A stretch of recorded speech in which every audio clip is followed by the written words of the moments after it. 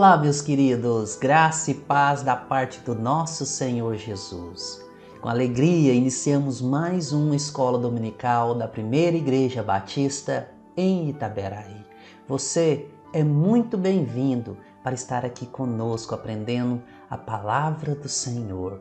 Então, sejam todos muito bem-vindos a essa escola dominical.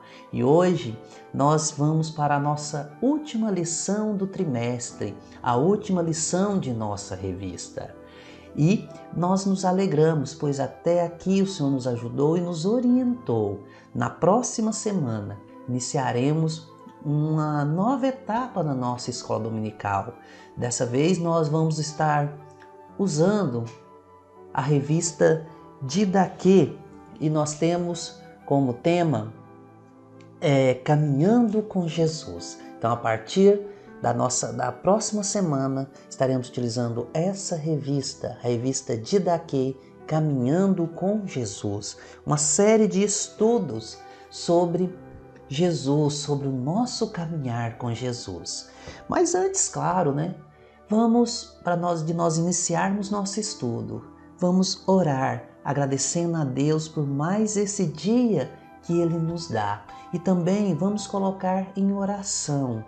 Você aí na sua casa também, coloque esses pedidos de oração da nossa prima Tânia, que está passando por um tratamento de saúde, que o Senhor continue ali orientando ela, fortalecendo a vida dela a cada dia. Da mesma forma, nós pedimos pelo Valmir, que é o irmão do nosso irmão Zé Roberto e de toda a sua família. Que o Senhor esteja também com eles, restaurando a saúde deles.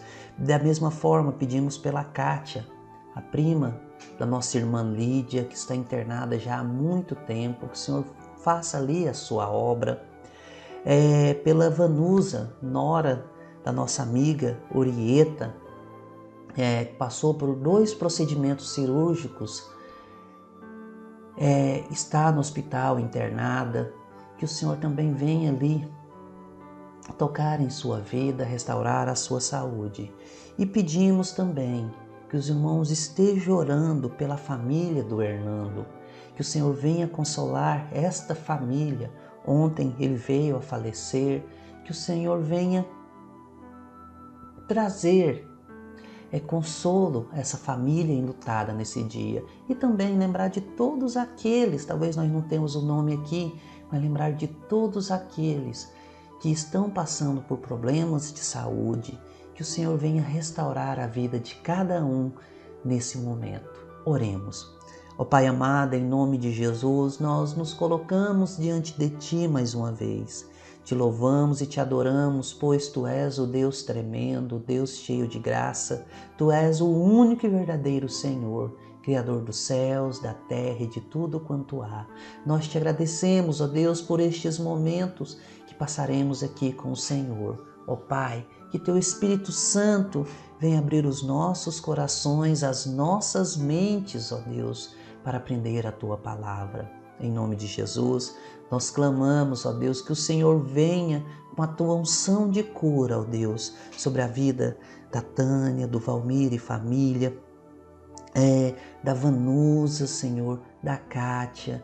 Ó Deus, estenda Tuas mãos sobre a vida de cada um nesse momento. Venha com Tua unção de cura sobre eles, ó Pai. Em nome de Jesus nós clamamos que o Senhor venha fortalecer a família também de cada um deles, ó Deus, para que eles não venham desanimar, mas venham encontrar forças no Senhor, ó Pai, e que eles creiam, ó Pai, que só o Senhor é capaz de restaurar essas vidas. Em nome de Jesus, nós clamamos também pela vida da família do Hernando. Senhor, venha consolar essa família neste momento de dor, ó Deus, da perda do ente querido. Senhor, console esses corações, dê paz e tranquilidade, ó Deus, a eles, ó Deus, em nome de Jesus. E nós clamamos que o Senhor continue conosco, nos oriente e nos guarde. Em nome de Jesus que nós oramos a Ti. Amém, Senhor. Amém. Então, meus queridos, como eu falei, hoje nós temos a nossa última lição do trimestre, a morte e a ressurreição de Jesus. E o nosso estudo baseia-se em Mateus capítulos 26 a 28. E o nosso objetivo, o objetivo da nossa aula de hoje é compreender que Jesus deu a vida voluntariamente pela salvação da humanidade. E o nosso texto áureo encontra-se em Mateus capítulo 27, versículo 26. Então, Pilatos lhe soltou Barrabás e, após haver açoitado a Jesus, entregou-o para ser crucificado. Então, meus queridos, estamos terminando este período de estudos e caminhar pelo Evangelho de Mateus. Tem sido um aprendizado constante. Mateus escreve para os judeus nesses últimos capítulos. Para os líderes religiosos judeus, o movimento popular ali centrado em Jesus teria ameaçado a liderança deles lá em Israel. Para a satisfação deles, parecia que o momento liderado por Jesus havia se dissolvido de uma vez por todas com a crucificação do Mestre. Contudo, sua ressurreição altera completamente o cenário dos acontecimentos. Na realidade, ele muda o curso da história. E podemos separar a morte e ressurreição de Jesus em 3 partes. A primeira parte encontra-se em Mateus no capítulo 26, dos versículos 1 a 13, que são os preparativos para a prisão e julgamento de Jesus. Então, aqui, nesse capítulo 26, os versículos de 1 a 13, apresentam a reunião dos líderes conspirando para matar Jesus. E o que deveria acontecer ali? Eles deveriam evitar a festa da Páscoa, pois a cidade ali naquele momento estaria cheia de pessoas que vinham comemorar a festa. E isso poderia tumultuar tudo e causar grandes prejuízos para eles. Nos versículos 14 a 16, então também Judas pediu suborno dos líderes para entregar Jesus. E o que acontece? Eles não conseguiram fazer tudo antes da cerimônia da Páscoa. Então a cerimônia ali segue e Jesus é traído e preso e encontra-se perante o Sinédrio para julgamento. E quais foram os acontecimentos de tudo ali? Encontra-se em Mateus capítulo 27. Após Judas ter traído a Jesus, ele suicidou-se. Após ter feito aquela acusação, após os líderes terem acusado Jesus. Depois vem Caifás. E depois de Caifás, Jesus é julgado por Pilatos, que era o governador na época. Ele não era estimado, não era querido pelos judeus, porque por várias vezes ele transgrediu a lei judaica, provocando o povo. Os líderes judeus acusavam Jesus de enganar a nação, de proibir o pagamento de impostos e de se autoproclamar rei. Então Pilatos, diante de tudo isso, ele livrou-se da responsabilidade de acusação ali contra Jesus. E o que ele fez? Ele jogou essa decisão para o povo. Então o povo deveria decidir se mataria Jesus ou Barrabás. É bom lembrar que os judeus executavam com apedrejamento e não com crucificação, conforme os versículos 11 a 26. Só que o que aconteceu, como todos nós sabemos? Jesus foi crucificado. A crucificação e o sepultamento acontecem depois do julgamento e da condenação de Jesus, conforme os versículos 32 a 66. E a última parte aí da crucificação é a vitória de Jesus, que encontra-se em Mateus capítulo 28. Então, este capítulo é o capítulo da vitória.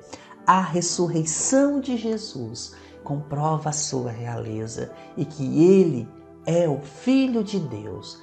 As mulheres ali são as últimas a deixarem o Calvário e as primeiras a chegarem ao túmulo, levando especiarias para ungir o corpo como era de costume. Então agora vamos à narrativa da ressurreição de Jesus. Então a ressurreição, ela tornou-se a pedra angular da fé cristã e nossa garantia de vida além do túmulo. Mas o que vem a ser essa palavra, essa expressão pedra angular?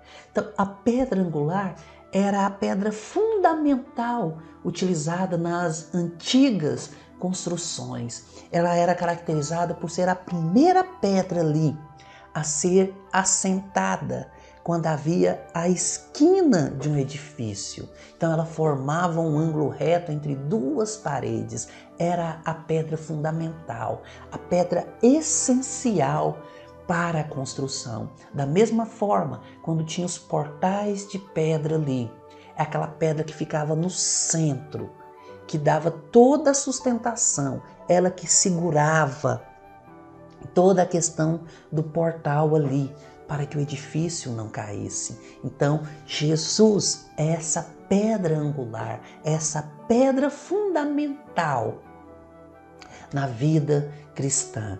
Em 1 Coríntios, nos diz, Coríntios 15, 17, nos diz: e se Cristo não ressuscitou, é vã a fé que vocês têm, e vocês ainda permanecem nos seus pecados. Então, tem pelo menos 4 evidências da ressurreição de Jesus.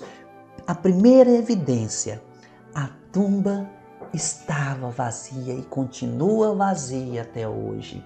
Os protocolos de segurança ali da época haviam sido seguidos pelos romanos. Pelo menos um soldado armado estava guardando o lugar. Também uma pedra muito grande do lado de fora da tumba, conforme Marcos 16, 4, funcionava como porta, tornando impossível uma entrada clandestina ou a saída de alguém que tentasse escapar de dentro da tumba. A pedra, ela recebeu o selo de Roma, que era um tipo de lacre, ameaçando de morte qualquer um que tentasse entrar, desafiando assim a autoridade romana. Outra evidência da ressurreição de Jesus é que dentro da tumba havia sinais do que ocorrera.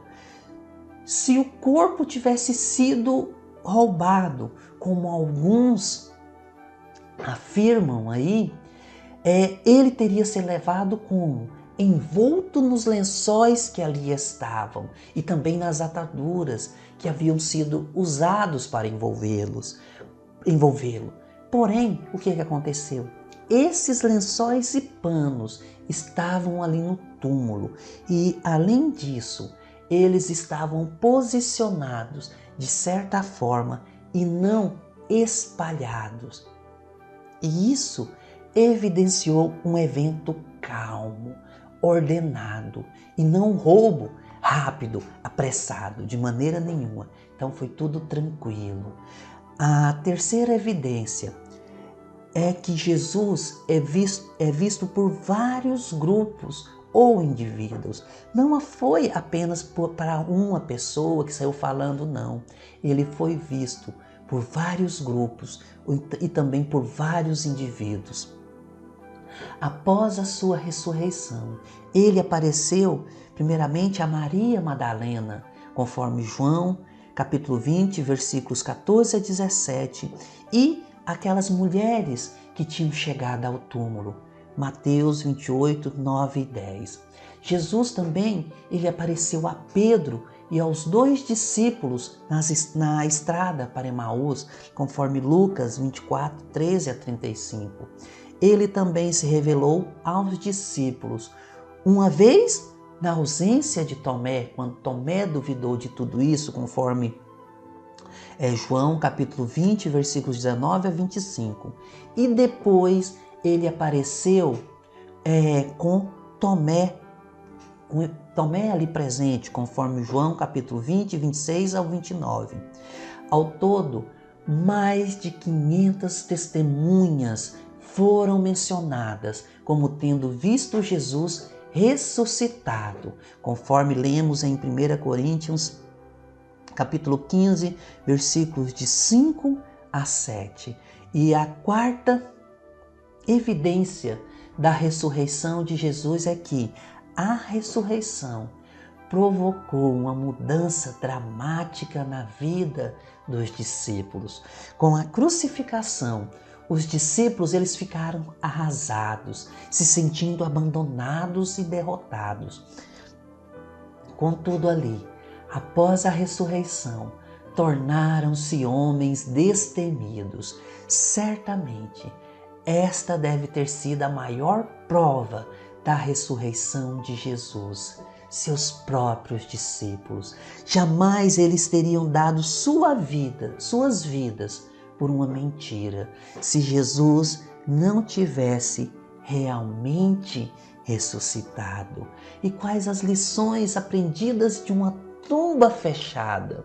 Então, Jesus havia sido crucificado na sexta-feira e seu corpo sepultado no período da tarde. E por conta do horário, o sepultamento havia sido feito às pressas e não havia dado tempo de completar os procedimentos comuns daquela época. Quais que eram esses procedimentos? Quanto a preparar o corpo com ungüentos e enrolá-lo em lençóis e panos. Então havia feito o quê? Ele havia apenas feito parcialmente os cuidados ali com o corpo de Jesus. Então as mulheres planejaram ir no domingo pela manhã à tumba para completar esse procedimento. Por que isso? Porque no sábado não poderia ser feito nada ali, nem mesmo preparar um corpo. E o relato de Mateus sobre o enterro de Nosso Senhor inclui alguns detalhes muito interessantes que não é mencionado nos outros evangelhos, como por exemplo a ida dos principais sacerdotes e fariseus no sábado ali ao governador romano lá na Palestina. Conforme o texto de Mateus 27, 62 a 66, fala sobre essa passagem. E ali parece que os principais sacerdotes e fariseus ainda não estavam satisfeitos com toda a trama que havia terminado com a morte de Jesus. Então, qual que era o real motivo dessa inquietação desses líderes religiosos? Mateus relata no seu livro, no seu evangelho, no capítulo 12, de 38 a 40 e 27 a 63, que Jesus havia dito que ressuscitaria no terceiro dia. E os líderes religiosos haviam registrado isso.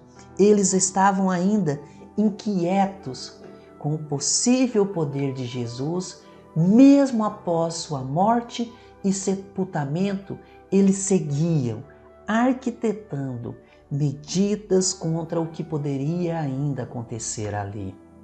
Então, eles marcam essa audiência com Pilatos para falar sobre suas preocupações e eles conseguem que o governador mande selar a tumba com seu selo e autorize a presença de soldados para guardar o local. Então vemos aqui, nisso daí, 3 lições que podemos aplicar à nossa vida pessoal. Primeiro, o mal normalmente se opõe ao que Deus pretende fazer. Os principais sacerdotes e fariseus, eles tentam impedir a ressurreição de Jesus. O que vemos aqui é a tentativa do mal tentando se opor ao que Deus planeja. Muitas vezes nos deparamos com tentativas vindas do mal que tentam impedir que a vontade de Deus se concretize em nossas vidas. Esse episódio nos ensina que não há poder no mundo que consiga se opor à vontade predeterminada de Deus. Os líderes tinham medo de que a palavra de Deus se tornasse realidade. Toda vez que o inimigo perceber que Deus tem alguma promessa para nós, ele procurará de alguma forma atrapalhar ou mesmo bloquear o que Deus tem para nós. Mas só que o inimigo esquece de uma coisa: Deus, Jesus, tem todo o poder, e se Jesus prometeu, Ele cumprirá as suas promessas em nós e para nós. Segundo, a segunda lição, se Deus não estiver com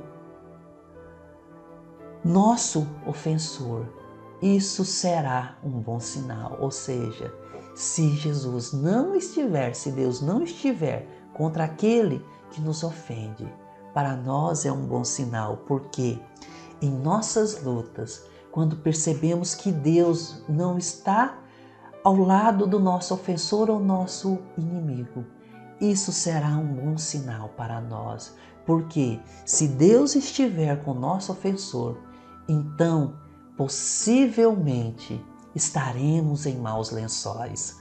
Então, na sexta-feira, quando Jesus foi crucificado, tudo estava ocorrendo às pressas, porque os inimigos de Jesus queriam que ele fosse crucificado e mesmo morto antes do pôr do sol, antes do sol se pôr. Mas por que isso? Porque esse era o momento que o Shabat se iniciava. E no sábado, não poderia haver crucificações nem qualquer outro trabalho. O interessante é que quando os principais sacerdotes e fariseus se reúnem com Pilatos, eles estavam violando o sábado. E o que dizer da trama que haviam feito para crucificar Jesus? Deus não estava com aqueles sacerdotes e fariseus. O que pretendiam fazer era contra a vontade de Deus e não iria prosperar. Se Deus não estiver nas coisas que nos ameaçam, significa que temos elementos adicionais a nosso favor, pois essas coisas tenderão a não prosperar. E a terceira lição, ter Deus como aliado, passa por ter a presença dele dentro de nós. Os inimigos de Jesus, eles fizeram de tudo para bloquear o acesso à tumba do Mestre, mas as suas ações foram sempre do lado de fora da tumba, porque imaginavam que qualquer tentativa de remover o corpo partiria de fora para dentro. Mas o que ocorre ali é a ação de Deus, que a ação de Deus ali não iria acontecer do lado de fora. O poder da ressurreição iria acontecer do lado de dentro. O que aprendemos aqui é que se você tiver o seu interior nas mãos de Deus, você terá os elementos necessários para ser vitorioso conforme a vontade dele. É pelo lado de dentro que seremos vitoriosos. É tendo a presença de Deus dentro de nós, através do seu Santo Espírito, é que conseguiremos os elementos essenciais para vencer o inimigo. Amém. E concluindo, Mateus, ele fecha toda a narrativa nos seus 28 capítulos, de uma forma apoteótica, de uma forma grandiosa. Ele começou com a genealogia para provar que a linhagem de Jesus era real e o anúncio do nascimento, e termina tudo isso com uma tarefa a todos nós. Como discípulos de Jesus, somos eternos aprendizes, não somos espectadores nem torcedores, mas jogadores em campo, e cada um sabe a sua posição. E você, está no banco de reservas ou cumprindo com o desafio que Jesus deixou para todos nós? Reflita e oremos. Ó Pai amado, em nome de Jesus, ó Deus, nós nos colocamos diante de Ti mais uma vez e Te agradecemos, ó Deus, por todo esse estudo que tivemos sobre o livro de Mateus, tanto aprendizado, ó Deus, e que venhamos praticar isso em nossas vidas, que não sejamos meros espectadores, ó Deus, da vitória de Jesus, mas que sejamos, ó Deus, co-participantes desta vitória, que não venhamos estar no banco de reservas, mas que venhamos ser, ó Deus,